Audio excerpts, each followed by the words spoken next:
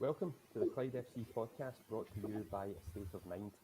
My name is Paul Shanks, and with me tonight to discuss a successful week on the park for the Bully Wee, I have my usual right-hand man, Mr. John Boyce. Boyce, how you doing? Not too bad. Great to be back in competitive action this week and kicking off with a win. So good to see. Yep. And in a week of debuts on the field, we've got one off the field as well, making his podcast debut. We have Dominic Jack. Dom, how you doing, mate? Yeah, I'm not bad. Thanks for having me on. No, thank you for stepping in. We do obviously want new contributors, and fortunately an opening came up tonight because Craig Black is slogging away at work. Good on you, Craig. You're better than most days. Now, Dom, we're going to turn this wasn't in the script for tonight, but we're going to turn a wee bit of focus on yourself. You are one of the parts of the cog that make the machine work in the background, if you don't mind me saying. Can you tell, for those that may not know, what your kind of role at the club is, what it involves, and tell us what do you do? Yeah, so my most recent title is now Digital Media Manager. Myself and Sean Hart are now in that role after Graham Forrest stepped down after many years of doing it by himself. So I kind of run the social media side of the club. I will kind of work with Sean as well to get kind of time news articles so we get them out at the same time for fans to see. I also have to phone Danny on Friday nights to get previews ahead of the game and speak to him post-match. So unfortunately for him, he has to deal with me a lot.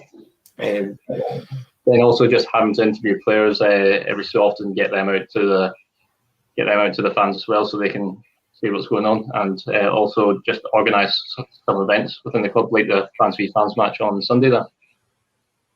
Perfectly linked in. So, gentlemen, I believe you both took part. Unfortunately, I couldn't, as I was self-isolating. We'll move swiftly on from that, however. So, I hear it was another rip-roaring success, and I believe I'm looking at two victors from the day as well. Yeah, absolutely. We're in the same team and 1-5-2. Dominic, you get man of the match for our team. Absolutely well played. I tried to do my best Barry Cudahy impression, and Danny had a few choice words for me, shall we say. But no, just a fantastic day again for all the fans, and raised some good funds for the club. You enjoy your time in goals, Dom? Yeah, Alan Moore's still fuming at me. He believes I picked the team so that I'd win, but definitely not the best result. So there should be highlights of the game up. I think they're uploading just now, so there should be a good amount of video there, and the image gallery from the game also has been uploaded to the website today if anyone wants to view them. Yeah, some more great work by Craig. I'm slightly concerned about the highlights being shown, as I will probably be towing a caravan.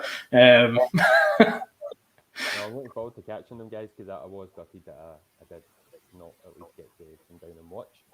So we will touch upon more on your role at the club, Dom, throughout the evening. We will turn our attention to on-the-field matters, and let's have a wee look back to Tuesday night and our first competitive match in front of fans in no less than 16 months, and the Premier Sports Cup, or the League Cup, money terms to you and I, on Tuesday. First up, Dom, we'll come to yourself. What were your general thoughts on Tuesday, the performance and the result? The result, absolutely delighted with. Always good start competitive action with a win, carrying on from good pre-season. I would say that it was a bit concerning that Stranraer did cut us open as many times as they did. On another day, we might have not got the win. Obviously, we missed a few chances ourselves, but Stranraer were better than I thought they would be. I thought they moved the ball around well, and they were quite creative, just kind of lacking that final touch. But to get a win and a clean sheet without playing at your best, I'll take that every single game until the end of the season. Yeah, absolutely. Dom, Boyce, what about yourself? What were your general thoughts walking out the ground? Yeah, I got to agree. First and foremost, very happy with the win, of course. I much valued 3 points in the Premier Sports Cup. For me, it's more like a pre-season kind of tournament at this stage. So it was, there was 6 subs in the second half that kind of killed the flow of the game for me. And I'm sure most people will agree with that. But a good opportunity to give the boys a run out. We got the win, and nothing too concerning for myself at this point. It's the first competitive game back. Stranraer had a good few players, as Dom said, that kind of get into positions we might not want League One teams coming into. They might have that, improved finishing ability. I believe someone had said if they had a good willie, it could have been 4-1 to Stranraer, but thankfully they don't. We have him, so that's good. Yeah, absolutely, and he is often the game changer and game winner for ourselves. Martin Brown, one of our regular contributors, saying it was a grim watch. It wasn't particularly pleasing on the eye at times, but Dom, as you touched upon, sometimes it's just about getting the job done regardless of performance. Yeah, I know Danny was saying after the game just that it's creative players was kind of the ones that had an off day. Like, we didn't create as much as we could throughout the game. Like he said, he's happy with the defence side. He said that Doherty, especially, just the amount that he spoke throughout the game to organise the back four, he was really happy with. Mitchell as well, outstanding game from him. So if all those players providing that throughout the season, then I'm sure like the performances will come. But I know John said that he's treating it as a pre-season game, but with how things are shaping up in the group, it's a great chance for us to actually get out of it, finish in the top 2. So hopefully that we can step this performances up in the coming games and get some results and hopefully get out of the group. Yeah, absolutely. I mean, you've got Kilmarnock and Morton, who would have been people's favourites to finish in the top 2, currently sitting in the bottom 2, obviously with external situations such as COVID and, admin errors maybe in Kilmarnock's part contributing to that. So, yeah, absolutely. It's a good opportunity for us to finally get out of the group. It would be fun. Yeah, it's a unique opportunity, especially for a League One club. Few and far between generally make the knockout stages of this competition. Graham Caldwell, thanks for joining us again, Graham. Good opening win for you, and a clean sheet is also a positive. Absolutely. We did make it slightly more difficult for ourselves over the course of the 90 minutes. I'm just going to refer to Danny's post-match comments, and Dom, you'll be well aware of these, obviously, in which I'll just quote what he said. So, we are obviously happy with the clean sheet and the 3 points and a winning start, but in all honesty, I thought that a good Stranraer and a hungry Stranraer came up here tonight and could feel very aggrieved with going home with nothing. It's very, very difficult to disagree with that, isn't it, boys? Yeah, no, definitely. I mean, we played well, I thought. If we went through the middle, we caused them some problems. But again, when you've got David Goodwillie in your team, you've always got that chance, and he took the penalty well, I thought. So yeah, happy with the win. Yeah, I think there might be some sound issues just on some of the comments that come in. Just bear with me 2 seconds, guys. I will be with you in a second. Please talk amongst yourselves just now. Yeah. So, Dom, how did you feel? What positives could you take from the Stranraer game? What kind of went well for us playing? For me, I thought playing through the middle, we looked dangerous. What did you think? Yeah, would kind of agree with that. I thought I'm really happy with Singer Barron's playing. I thought he had a decent game on Tuesday. I remember before he signed seeing him in a closed door game, and just his control, his range of passing. I was really impressed with that. So I was really happy to see him actually sign for us. I think he'll be a big player, especially alongside Gomez. So I'm really happy to see him have a good game on Tuesday. Yeah, definitely. He's a big boy playing, isn't he? He's bringing something to the midfield that I think we've maybe lacked in the last few years. A physical body. Didn't think Gomez had his best game in a Clyde shirt so far, but definitely a key player for us this season, you think? Oh, definitely. It's kind of something we missed last season, like someone to replace Ray Grant as the midfielder that will drop and take the ball off the defenders. Like, again, watching him in closed doors games before and the NL Cup, the way that he can kind of find space, and just he will always find space to take the ball off the defence and then carry it forward. So he'll be a massive player for us this season. Like just getting that experience in the midfield, which again we lacked last season, is massive, I think. Yeah, definitely. Paulie, you back? Yeah, so I'm not sure if it's myself that nobody could hear. If you can just quickly leave a comment to let us know if it's me or back in or not, please do. In the meantime, please take it away, guys. What was Yeah, no, we were just talking about what kind of went well in the Stranraer game, you know. Thought that Balatoni was really good as well at the back. He looks like he's going to be absolutely solid for us. We spoke about it last week as well. He's a leader, and you could kind of see that on Tuesday night as well. I'm wondering whether he'll be partnered with Page or Rumsby. What would you think on that, Dom? Who would be your preferred backline? Yeah, I haven't seen too much of Page, just because of I missed the NL Cup, and then I think he's carrying a wee notch now, so that's why he missed the game on Tuesday. So I still need to see more of him. I really liked him as a player when he played for East Fife a few years ago.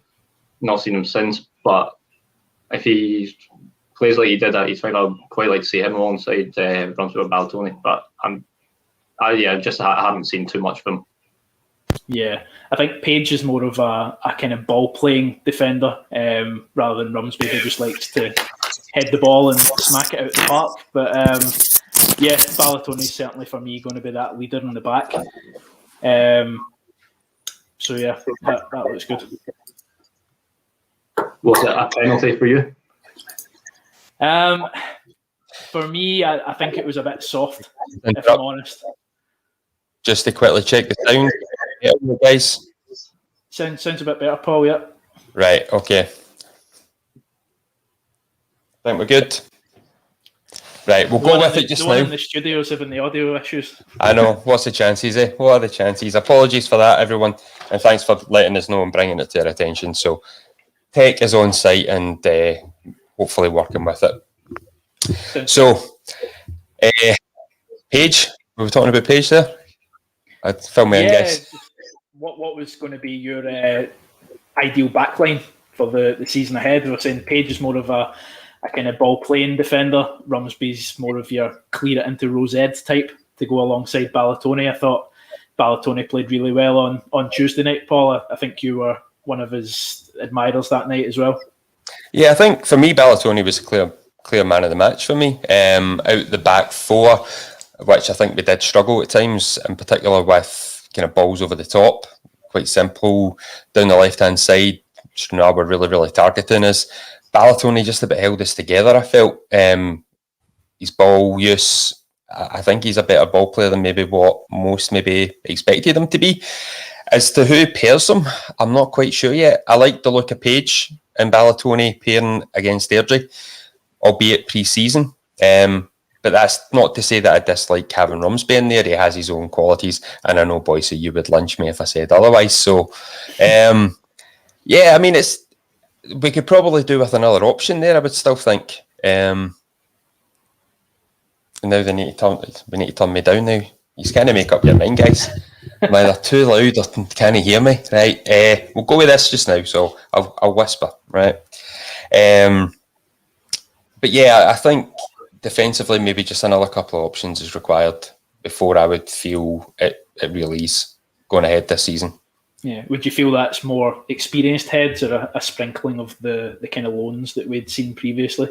Speaking to Danny the other week, was saying, you know, maybe not too many loans possibly this year, looking more to the experience side of things. But I don't know what people think in the comments. Do you think we need more experienced heads at the back, or would you like some kind of youthful legs to complement that? Yeah, so Robert's just touching upon the first half. Thought we were solid. All those substitutes didn't help.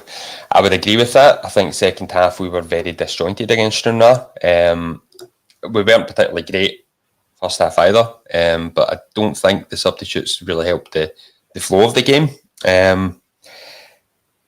As far as how the match played out, and I heard you, I believe, discussing the penalty kick decision. whilst I panicked in the background trying to get my audio sorted. As far as the rest of our general play, we never really created much in the way of clear-cut chances. It was all maybe shots from distance, Dom. Do you think the midfield maybe just never really get a proper foothold in the game as well? Yeah, I think it was just kind of down to our creative players having a kind of off night. We just didn't create much at all. I thought we had a shout for a second penalty when Mortimer went down. I thought that was probably more of a penalty than the one that was given. But I think it was, we didn't create much, but I do think that was just down to the creative players having an off, because looking at the squad that we have creative players in abundance, like Cunningham, Love, Splain. Like, we can get that service to Goodwillie, then we should score goals. But it's just, I think it was a shame that all of them seem to have an off night on the same night. Yeah, the midfield in particular, I think Gomez picking up a booking relatively early on. I think it was at the half-hour mark. It was maybe a touch lucky not to get a second card, Boise, for a wee tug. Yeah, maybe on a different day. There was a wee tug and then a wee, didn't touch him, and I think we all winced at that stage. But yeah, it's certainly a clever decision by Danny to take him off. He's going to be one of these players that picks up bookings from the role he has within the system, and thought he was rightfully coming off. But listen, it's an opportunity to try out the system with the different players. Danny's said that feels that he's got a player for every position, backup, which is good. That's maybe something we've not had in previous years with, a kind of threadbare squad, if you will. But it's looking good. I really think that Jones is going to do well. I know that the support's kind of split with him just now, without really seeing too much of him. But he's a big awkward player, and I think he'll bring defenders in. And allow Goodwillie to have that wee run behind and maybe preoccupy defenders where we've not had a player to do that before. And I also like his big step overs. I like the step overs. I think they're great. Yeah, Dom, what are your thoughts on Jones and the possible impact that, say, if Goody is still on the pitch? He appeared to be dropping almost into the number 10 role, without wanting to sound all Football Manager on you. Do you think that could bring another element to the attack with Goody maybe just dropping off slightly deeper? Yeah, definitely. Obviously, no offence to Dumbarton or that, but I feel it's harsh to judge any striker that played for Dumbarton last season on their goals. It's the lack of goals in that team. I know, as John was Danny was saying to us on Sunday, that he plans to use Jones completely differently to how he was utilised at Dumbarton. So, and I wasn't there for the friendly, but we played one against Hamilton, and the reports I was hearing that Goody and Jones linked up really well for that game. So if they can continue doing that, then that's something I would like to see. I need to take time. I know Danny said he used different systems during the NL Cup, so it's just what one of them will work with the two of them on the pitch. Good, and I think you can see Goody liking to drop deeper to try and create stuff as well. So that plays his strength. No defence is going to want to see David Goodwillie making late runs into the box. Like that's nightmare territory for them. The positive for me is that Jones kind of takes some of that away from Goody, because in previous seasons we've just been hitting the ball to Goody and he's got to do all the work. Now he's got a player that can assist him in that, and he can do most of the physical stuff and allow Goody to do what he does best, time his run perfectly and utilise that pace to run back. So I think it's going to be really good. And alluding to what you said, Dom, about Danny speaking about Jones, I believe he said he wasn't a target man, he was a football player. So that'll be interesting to see as well, where he's getting the ball to his head, but also his hold-up play as well. I think it's going to be really key for us, especially with Cunningham and Love. They'll be able to come in and cut in and maybe have a couple of wee 1-2s. So it's nice to see different options there. And I think the Stranraer game was a good opportunity to, give that a go. I think that's why we saw so many subs in the second half that maybe killed the game a wee bit, where you would maybe expect us to go on and score 1 or 2 more. But yeah, as we've said, it's a win. and let's hope we continue that tomorrow against Kilmarnock. Yeah, so Martin just mentioned on Jones saying that obviously he had a couple of chances. Martin feels he looked a wee bit lost as a lone striker. I think, from what I can see from him, I think he just needs a couple of goals, and it's a confidence thing. It's a confidence thing with any striker. You get them in amongst the goals, they're happy, and they'll continue to do that. I don't think he's going to be that out-and-out goal scorer. Unfortunately, going forward, when Clyde sign strikers, they are going to be benchmarked against a guy who has simply been a phenomenon for us, Dom. So perhaps we maybe just need to appreciate what we have in David Goodwillie, but realise that not everyone's going to be to that standard. Yeah, I also don't think Jones will, at least not for the majority of the games, be utilised as a lone striker. I don't think that's his type of game. I think he will need a partner up there. So even if Goodwillie's not playing, I think you'll have Love or Cunningham up there supporting McGrath as well, and still to see probably the best of him to come. So I don't think he'll be utilised as a lone striker. I kind of agree that probably didn't do his best up there, but I think he needs a partner up there, and kind of maybe that's why when he was through on goal, he tried to pass it rather than take the shot on himself. I know that's what some people were saying after the game, that was part that he didn't look confident when he didn't take a shot there, but it might just be the kind of player he is, the system that we're trying to work into it. So just need to see how he progresses as a Clyde player. Yeah, I've got to agree. I think he'll be utilised the best with a partner up there, definitely.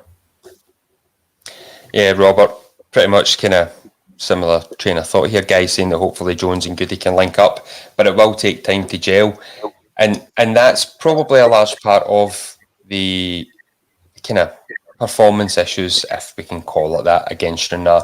Wee bit disjointed. I'm maybe being harsh with that wording. It was a bit stagnated and it wasn't maybe as slick, but we have half a new squad. There were 5 debutants starting that match. That was our first competitive game for the club. So maybe just give it an extra 3 or 4 weeks and hopefully we'll start to see that jigsaw really coming together. Yeah, listen, I've seen some comments, and everyone's obviously entitled to their own opinion, and I respect that, but I don't think you can write off a season from before the league starts. You know, these players are going to need time to gel. They're still getting used to a system, maybe 80% familiar with it at this stage. That's just from my Football Manager days, guys. And, you know, they always need time. So I certainly wouldn't be judging anything serious at this stage. Just maybe a night off. It was roasting in their defence, so maybe a water break would have helped, but who knows? Yeah, just on that, a rarity happened on Tuesday night. I was sitting close by to a gentleman who is on screen at the moment who actually applied sunscreen at Broadwood, which has to be a first.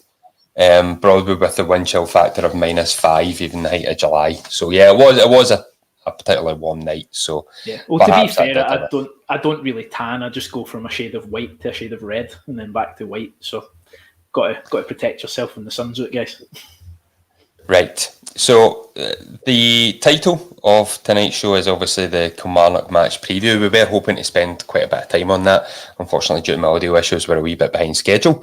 So quickly wrapping up on the Stranraer match, the man of the match award on the owners' vote went Ballatoni, Goodwillie and Mitchell in first, second and third. Any disagreements with having Conrad as man of the match? Absolutely not. No, those are the 3 I would have. Obviously, order maybe changed, but those are the 3 I would have in there. Yeah, I don't think I would disagree with it either. So we'll move on to Kilmarnock tomorrow in what feels a recurring fixture in the League Cup between the two clubs, despite being often 2-3 leagues apart in recent years. We always seem to get them in this particular competition.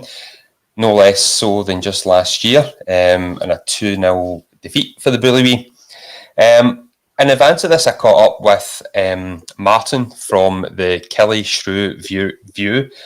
Been practicing it all day and I still messed it up. The Killy Shrew View and host of the Two Clubs One Love podcast. and he was just asking me a few questions from the kind of Clyde perspective ahead of tomorrow's match. So what I've done is I've taken a couple of questions he fired at me, and I'm going to open them out to yourself, John and Dom, but also to the guys who are watching, and let us know what your thoughts are on this. So we'll come to yourself, Dom. What can Kelly expect from Clyde tomorrow? Well, I'm hoping they can expect an energetic performance from us. You've got wing backs such as Mortimer, Livingston, who have pace, can get up and down. You've got Cunningham, Love, Goodwillie to run at the defence. I hope to see a lot of energy. I hope to see a lot of creativity as well. And I hope to see a very organised back four. I know that Kelly, they've got the likes of Chris Burke, got a great delivery on them. So that back four is going to need to be organised to deal with the likes of the dangers of that. Kate, same question, Boise. Yeah, can't say any better than what Dom said, really. You know, I'd expect them to come up against a fired up Clyde side that could really put some traction on this cup group. Kelly are coming needing a win after, a couple of, I would say, shock results, but more admin errors. Just a hard battle in midfield now. Ross Cunningham, Ali Love, supporting cast of David Goodwillie. I think that's a front three that will score goals against any team. It is a new era for Kilmarnock, obviously coming down to the Championship, so they'll be wanting to get off to a good start. They do have good players. They've recently just signed Dylan McGowan, who we know from Hearts in Scotland. He's a New Zealander. So they've got good individual players, but I'm hoping our kind of team spirit will, have that energetic performance that can get us the win. I think you had said, Paul, your heart says 2-1 Clyde, your head says 2-1 Kilmarnock. I think I'm going to go with my heart as well. 2-1 Clyde. Good man. We are going to do predictions early, so you've jumped in a wee bit early, Boise, but That's fine. You've set me up for later. Now, we'll go back to last season's match, and obviously I did mention it was a 2-0 defeat for Clyde. Now, can we really read too much into that game, Dom, given the vastly changed squad, even just from our perspective, let alone the fact that Kelly they've suffered a relegation, somewhat surprise relegation, I would say. And as Boise touched upon, they themselves are going to be ringing the changes in their squad to look to bounce back up. Yeah, I don't think you can look at last year's game at all for this. Kelly, obviously, a host of new players, even though it was a very changed squad from the first team that played us last year. It's a new manager as well. Probably a different mindset for them going into this as well than they did against us. And then you've got us with a kind of, apart from the new manager, it's just a brand new squad, probably a different system. So I don't think you can look at last year's game as anything to go into this.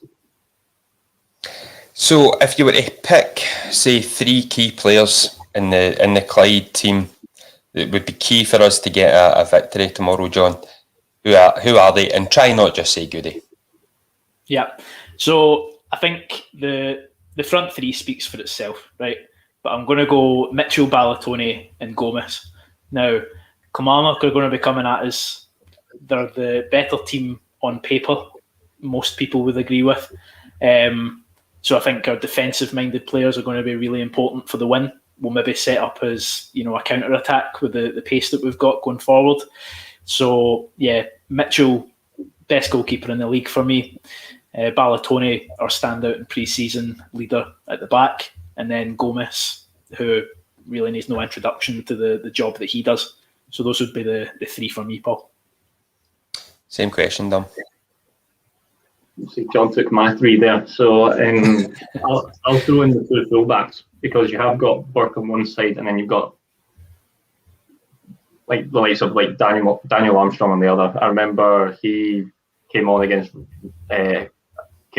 us for Wraith in the game that they won 1-0 and completely changed the game. He was the one that set up the winner for them. So I think it's just to stop the delivery in from the wide areas. I think will be key to hopefully getting a result tomorrow. I I don't want to say too much, but I do hope they play Daniel Armstrong because it would guarantee us a 3-0 victory. Given what I believe happened against East Kilbride, I think it might have been Daniel Armstrong. I could be wrong. Please, again, I've known to be putting incorrect facts out in this show, so please do correct me in the comments if I am wrong. But it may have been him that came on as a sub against EK that got the match overturned. So by all means, Tommy Wright, if you're watching, fire him in, just in case. So I kind of asked Martin to provide a kind of couple of key players for Kelly. Tommy Wright is obviously looking to put his own stamp on the team now. He took over at Kelly when they were in quite a slide last year, ultimately losing the playoff final to Dundee quite heavily so in the end. And he's given us 3 names, and one of them, or 2 in particular, are very, very experienced players. Stephen McGinn, who comes with a pedigree, perhaps not that of his brother, who's just been at the Euros, but has played at the top flight in Scottish football for a long time and is a very, very decent player. Loves to dictate the play in the middle of the park, great range of passing. So if you're looking at head-to-heads, we're really going to need a big game from Morgaro Gomez to look to nullify that, Dom. Yeah, definitely. We need him just to kind of move the ball forward, create that space, and find the attacking players, just to kind of take the pressure off the defence as well. We're looking for him to have a big game against Kelly. Graham is backing me up. It is Daniel Armstrong who is suspended. So well done, I was right for once, guys. I was right for once. On top of that, he's mentioned Fraser Murray. Raw pace and energy. Now, raw pace probably gets me slightly nervous on the basis that Strunar really hurt us at times with kind of pace on the flanks, and we were quite willing to let them get crosses into the box. With guys like Chris Burke that you've mentioned, Dom, we really can't afford to be allowing them to swing crosses in. I'm not quite sure who's up top for them this year. Kyle Lafferty's moved on, I believe. So we really need to be a wee bit tighter in the kind of defensive wide areas. Yeah, definitely. I think we saw Docherty play left back on Tuesday night there, and he had some great tackles. His position is really good, but for me, I just feel like he get caught a little bit with the balls over the top. He's 33, 34. So if he's going up against raw pace, I'd maybe like to see Livingston in there. And I know Livingston's just getting back to fitness. So I don't know if this game will be too soon for him to start. But if he is ready, I would put Livingston in there ahead of Docherty just to deal with that pace. But as you said, I think Gomez has to have a big game and hopefully can continue the things that we've seen with Clyde in these cup competitions against the championship teams, putting out Queen of the South and going down to Ayr and getting the victory. I think we have the players and still have the players from these couple of seasons that are really up for those sorts of games and can really push forward against the so-called better individual players. So here's hoping. Yeah, good nod to our record against championship teams, which is actually quite surprisingly good over the last few years. You mentioned the Ayr Cup tie last year. It was a wee bit of a backs against the wall after Barry's early goal, but on the whole, we defended really kind of strongly that day. They never really breached us too often that Mitch was often called upon. So if we can replicate that, we give ourselves a chance, Tom. Yeah, definitely. Daniel Lynn's good at getting the players up for these bigger games. I know you talked about Kelly getting balls in from the wide areas, but we've also seen Daniel Lynn kind of sometimes allows that. We play narrow in defence against better sides. The Celtic game and the Motherwell game a few years ago in the League Cup, they had, like Motherwell had Connor Salmon, Curtis Main. If you get the defenders organised, let them cross in and we can deal with the crosses. I think that's kind of been how we've approached some games sometimes. But it's just making sure we have commanding centre halves there to deal with the balls into the box. Yeah, you could almost say we had that on Tuesday as well. You know, they had a lot of chances and we dealt with them really well. So I wonder if that's part of the reason why we looked like we were being overrun. You know, it was maybe a tactical thing to bulk up the middle, as you say, Dom, being narrow. Yeah, so in the middle of the park, I would probably argue that that's Kilmarnock's strongest area. You do have, as we mentioned, Stephen McGinn, but on top of that, you've got Rory McKenzie as well. Very, very able midfielder, plenty of energy. Probably just one of those guys who just never stops chasing you. He's always in your face, Boise. Yeah, no, definitely. He's a cracking player and he brings energy to the middle. It'll be interesting to see who runs the most out of him and Barry Cuddihy, I think, because both are very, very similar players. Lots of energy in the middle and they'll run for days. So I think it'll definitely be a midfield battle. Hopefully Gomez and Cole can come out on top, but I'm really looking forward to it. I think it'll be a great game of football. Yeah, so I was looking at the Kilmarnock's pre-season to try and kind of gauge where they're at in their kind of new build, and they had a couple of pre-season friendlies against some Northern Irish opponents, Linfield with a beat and a draw against Larne. Both of those clubs are preparing for European qualifiers. They did obviously have this initial 2-0 victory against East Kilbride in their opener, which is now being overturned due to the aforementioned admin error due to fielding an ineligible player. That fact really does add an extra dimension to this game, Dom, in that Kelly have to win. Otherwise, they're basically out of this competition, which even for a championship club, in principle, Kelly will probably still see themselves as a Premiership level squad. Yeah, definitely. I think they'll be coming into this.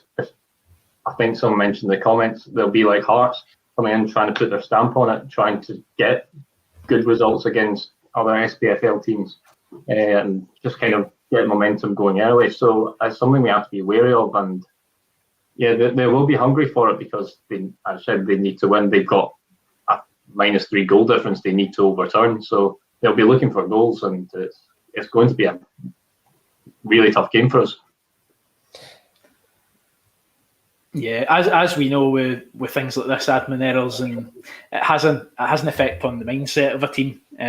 So they'll be looking to bounce back. And I think before their league season starts, they'll really want a few wins under their belt to get that confidence up. So they will be coming to Broadwood on Saturday wanting that win. And, you know, it will just be a good game of football. And I really hope we can come out on top because, as you said at the start of the show, Dom, it's a really good opportunity for us to progress for once in these groups. We don't seem to really do very well in them. And I believe at the moment East Kilbride are sitting top, and then there's us and Stranraer. So if we can get something tomorrow, even a draw, and then go to EK and hopefully win there, we would be the favourites. I think we would be in a really good position to finish in the top two, going into that last game against Morton, who admittedly aren't playing maybe their best football. They drew East Kilbride and won on penalties on Tuesday night. So I think it's a really good opportunity for both teams, and I think the winner of this tomorrow, if there is a winner, will probably be in the top two. I'm liking the positivity, guys. I'm really liking it. On Morton, they do obviously have kind of COVID issues at the moment in the squad. So perhaps putting a wee bit of context to that result. That's not to say that East Kilbride potentially didn't fully deserve to at least get the draw and take it to penalty kicks. So I think Morton may have had to fill up with some kind of youth players. So would you be looking to make any wholesale changes, Boise, to the starting 11 from what we saw on Tuesday for the match tomorrow, or do you expect it to be the same? I would expect it to be the same. As I mentioned, that if Livingston is available and fit enough, I would have him in at left back over Docherty. Absolutely no disrespect to Doherty. I thought he played well on Tuesday. I just think that, if they've got that pace, then it's maybe just a change that we're going to have to make. Livingston can get back. The midfield three, I would probably keep the same. Paul Kennedy looked okay when he came on, who's a good option. And then the front three, Love, Cunningham and Goodwillie, I think that'll stay the same. And at the back, I think Page picked up a wee knock in the Broadwood Cup, so I don't know what level he's at. So I'm quite comfortable with Ballatoni and Rumsby being at the back. Apart from the Livingston change at left back, I would probably keep it the same, and I would expect it to be the same from Danny. It's a good compact 11. Yeah, Dom, what about yourself? Are you similar train of thought to Boise? Yeah, obviously I'd quite like to see Livingston in there. I have a feeling that Doherty might start again, because I know Danny said that he's just a player who never shuts up.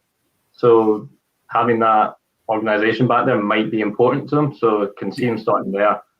I'd be tempted to put Cudahy at right back and maybe start Kennedy in midfield instead of Mortimer. Just I think Mortimer, he's improving. But I would still start. I think Cudahy would be better right back for this game.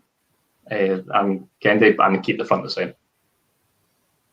Yeah, just looking at Mark Stewart's 11 that he submitted to us, slightly different. One or two different names being mentioned in here. So he's went for Mitchell, Mortimer, Ballatoni, Rumsby, but adding Kennedy in at midfield as well. How did you think he got on Tuesday? He was one of the real highlights of the Broadwood Cup. If he gets in, it's a real chance for him to make a mark. Yeah, I think Kennedy's been out for a wee while with an injury when he was at Celtic, so he's looking for a fresh start with us. As you said, he's looked fantastic in the NL Cup, and he's got himself a contract. Now, the Stranraer game maybe wasn't his best game, lacing up his boots, but listen, everyone had an off day, so I don't think we can really judge on that. I agree it would be nice to have Cudahy at right back. Mortimer, he looks like a really good player, but maybe against the experience you would want a Cudahy in at right back. My only concern with that would be, the legs in midfield. We do have Gomez, but I think, as mentioned, Stephen McGinn. I think having him and Cudahy matched up would be good, but it's nice to have Barry fighting for these different places. So yeah, that would be my thoughts on it. Okay, and finally we'll go for predictions. Boise, you nailed your colours to the mast early. You went for a 2-1 Clyde victory. So moving over to yourself, Dom, what are you thinking? I'll go for 1 each draw. And then we're running on pens. We're getting the bonus point. Obviously getting the bonus point. Right. I mean, because penalty kicks, it's just move swiftly on. We've got a few comments from Rory. First one is he's welcoming you to the show, Dom. Do you have any Billy United hat-tricks to tell the viewers about? And if any of the viewers don't know what Billy United is, a wee explanation of that. Yeah, so the Billy United is the club supporters team run by myself and Dean McCurdy. Dean was on this show before claiming a hat-trick in the game that he didn't score a hat-trick and took a goal off me for some reason. I wasn't happy about that, because usually I'm stuck in goals, so I'll take any single goal I can get when I'm outfield. And a follow-up. What are your thoughts on the club Twitter? Is there areas to improve, or do we have enough personality? I think the club Twitter is the best in Scotland. I won't say much about any other team's account, so I'll keep myself quiet on that one. Yeah, I've got my own opinion, and I think some people try too hard. That's all I'll say elsewhere. Now, just lastly on Kilmarnock, before we do a quick overview of the East Coast Pride match coming up on Tuesday, just a quick issue on the stream. So the tickets are sold out for the match, so you can only now watch the game via the stream, which will cost £10, and all the details are available on the Clyde website. So if you're wanting to purchase that, please do get on it before it's too late. And just lastly, a huge thanks to Martin at the Two Clubs One Love podcast and the Kelly Shrew View for his thoughts on tomorrow and his time during the week. Thanks for it, and please do go check them out on Twitter. You'll probably see a few articles that we retweeted during the week. So, provided we get through unscathed tomorrow, we head to shot, hop, skip and a jump along the road to East Kilbride. I don't think we've played competitively against them. We've had the odd pre-season friendly from here or there. Do we really know much about them? I know we will know some of the players. They've got Greg Wild, who was obviously briefly with ourselves. Chris Miller of St Johnstone, very, very experienced player, very good player at that. Jamie Stevenson, I believe, is there. Spent many a game with Peterhead against us. I've had many a verbal run-in with him. And Yao Victoria, apologies if my Portuguese pronunciation's garbage. So they do have some familiar faces in there, very good players. Chris Erskine, I believe, maybe there still as well. I mean, I think he was on loan at Thistle towards the end of last season as well. So still a very capable player. They have players that can hurt us, so we will need to be on our game, Dom. Yeah, definitely. I just throw Lee Miller as another player in attack that they've got as well, experienced. And then you've got Stephen Saunders at the back, obviously ex-part at Thistle. So they do have a good number of players that have played at a higher level. So it's going to be another tough one, but still a game I'd expect us to pick up the 3 points in. Yeah, I've got to agree. You know, these Lowland League clubs now are getting a few familiar faces, and it's nice to see, because it's nice to see clubs wanting to progress and come up through the pyramid system. And East Kilbride are one of the Lowland League teams that are always there or thereabouts, you know, wanting to come up. So a difficult game. A positive with this cup format that we get to see them play. It's going to be fun. It's the first away game competitively. If you saw our tweets during the week, the tickets for the Clyde allocation, because of the capacity of K Park, went within a few hours. So we've sold out our allocation. It's going to be a terrace behind the goals. You know, it's everything we love for an away day. So I'm hoping for a good day, a good Clyde victory, and hopefully cementing one of the top 2 places in the league. Yeah, I think there was a small allocation left over from the home section, which was allocated to Clyde.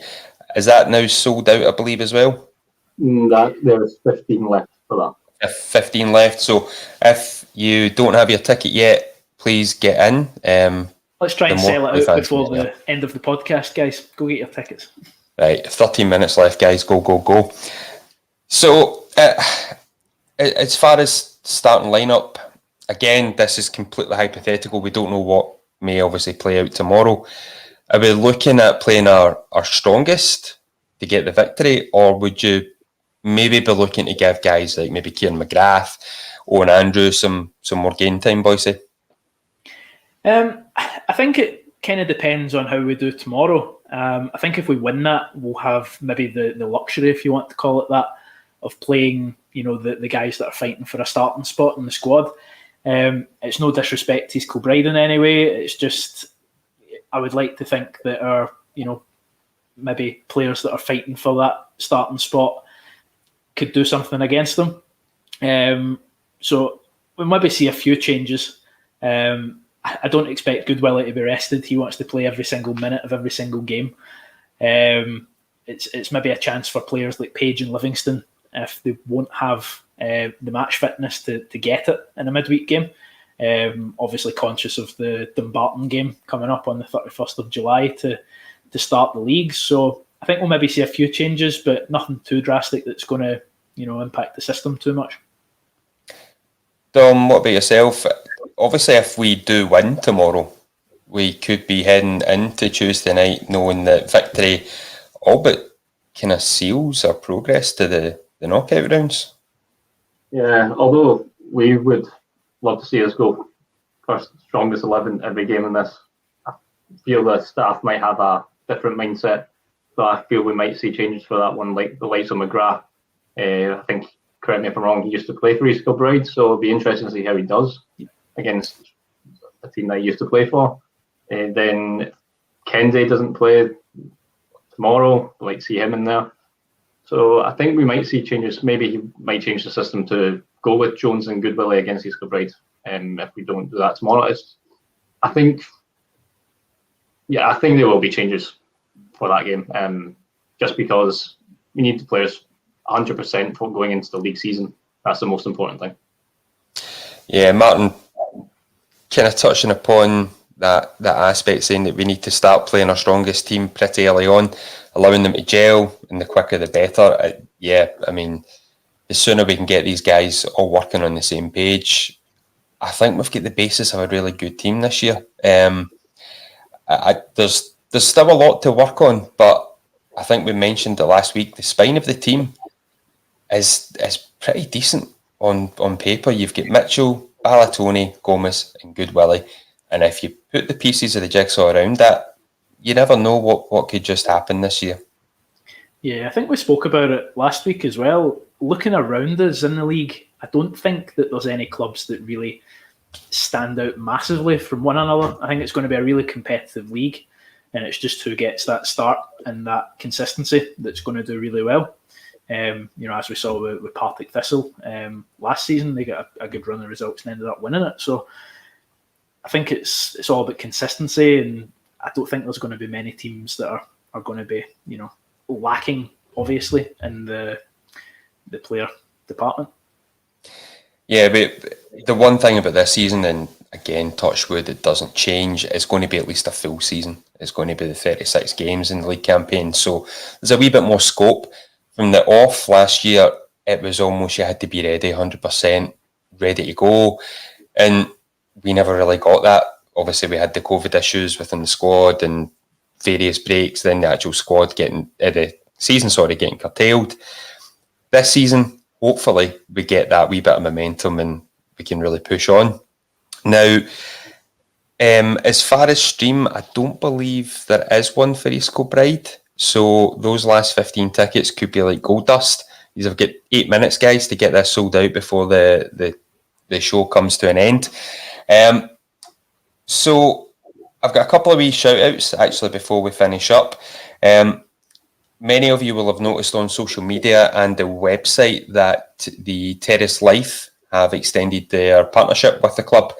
And I would just like to pass on a huge message of thanks on behalf of all the fans for the gesture the Terrace Life have made in the rebranding of their logo, for the purpose of basically allowing the Clyde fans who are no longer with us, that we've lost over the past 16, 18 months, to basically be side by side with the players as they take to the field this season. I thought it was a remarkable touch of class from the guys at the Terrace, so absolutely fantastic. I thought it was quite. I was genuinely moved by it. I'm not ashamed to say.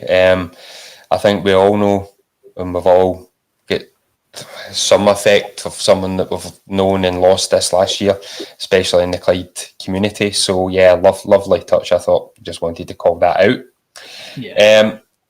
The club shop, the online shop, is now live, so you can go in and order your new Clyde gear, Puma gear. I have spent a small fortune during the week, and looking forward to it arriving. Please do go check it out, guys. We all want to be looking our suavest as we hit the stands again, hit the terraces again. Did you get your initials on your polo shirt, Paul? I did. I'm that vain. I did. Okay. You? I've not got anything yet. Not got anything. I'm looking at a few things though. They are lovely, lovely merch items. For shame. Do you know what I really like actually? I like the short sleeve goalkeeper tops. It's a bit different. I like it.